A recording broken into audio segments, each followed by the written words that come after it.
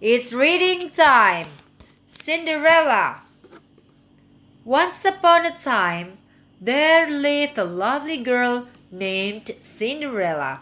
She was kind and cheerful, but her life was very hard.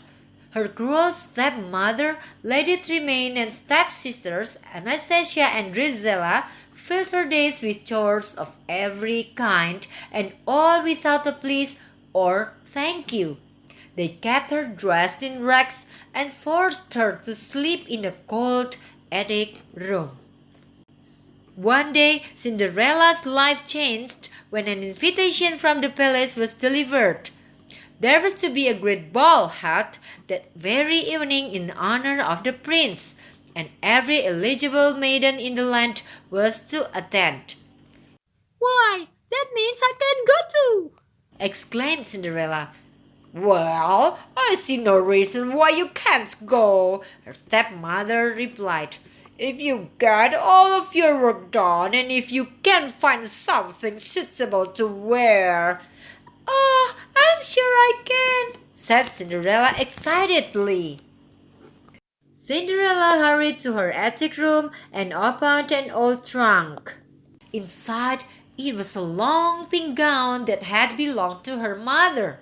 It is a little old-fashioned, she said to her animal friends, but I'll fix that. Suddenly, a nagging voice called from downstairs. Cinderella! I guess my dress will have to wait, she said with a sigh. Cinderella's stepmother and stepsisters did everything they could to keep her busy for the rest of the day. There was not a floor she wasn't made to polish, or an object she wasn't made to dust. She was even forced to redo chores she had already done.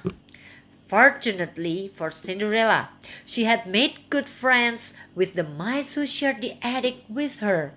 While she worked, they scurried about the house looking for old beads and tossed away sashes so they could turn the old dress into a lovely, fashionable gown. After her long day, Cinderella climbed the stairs to her room.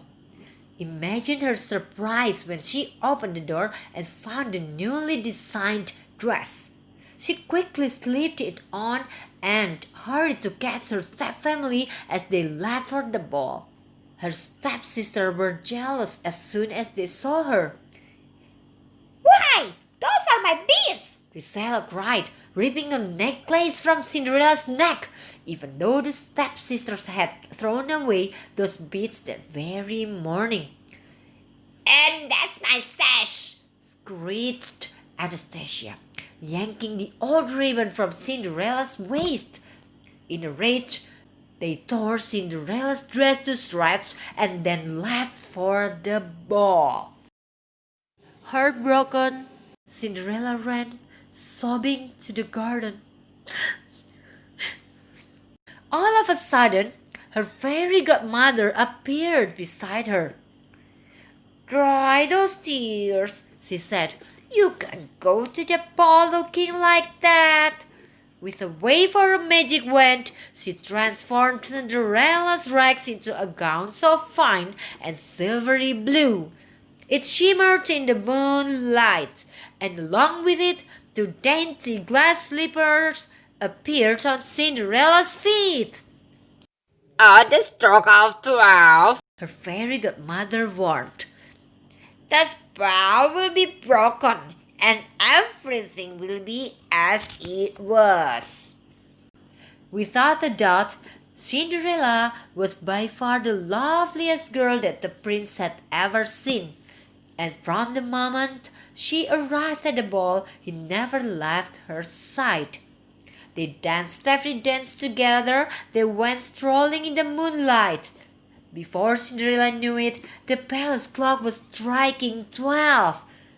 Remembering her fairy godmother's warning, she dashed off before the prince could even ask her name. So fast, in fact, that she left behind one of her glass slippers. As soon as the prince found the slipper, He swore he'd marry none other than the girl who fits into it. A search was declared throughout the kingdom, and though her stepmother and stepsisters did everything they could to stop it, the prince soon found his true love, and Cinderella found hers. Together, they lived happily ever after. And now, it's time for Beauty and the Beast story. Once upon a time, in a charming little village, there lived a girl named Belle who loved to read. Her favorite books were about adventure and romance, but she never imagined such things could happen to her. Then one day, her father's horse Philippe returned home without its rider. "Where's Papa?" Belle asked Philippe. "You must take me to him." Philippe brought Belle to a dark, mysterious castle in the woods. Inside, she found her father imprisoned by a ferocious beast. "Please let my father go," Belle pleaded. The beast agreed, but only if she stayed in her father's place and promised to remain forever. "You have my word," she told him. Belle soon learned that the castle was enchanted and that the beast had once been a very handsome but selfish prince. Because of his selfishness, an enchantress had cast a spell on him that could only be broken if he came to love another and earned her true love in return. Until then, the beast was a prisoner in his own castle. The enchantress had even turned the servants into household objects. As Belle spent more time with the beast, she began to see a gentle side beneath his gruff exterior. Before long, the beast and Belle became good friends. To show Belle how much she meant to him, the beast held a grand ball, just for the two of them in her honor. He had the ballroom cleaned and polished, and he ordered a golden gown to be made for her. When Belle put on the dress, she felt just like a princess. And when the beast saw her in it, he knew that he was in love. Belle gently took the beast's hand and led him into the ballroom. Soon, they were swirling gracefully across the dance floor. It was only a matter of time until the beast spell would be broken, and Belle and her prince would live happily ever after. Those are the stories from me. See you next time.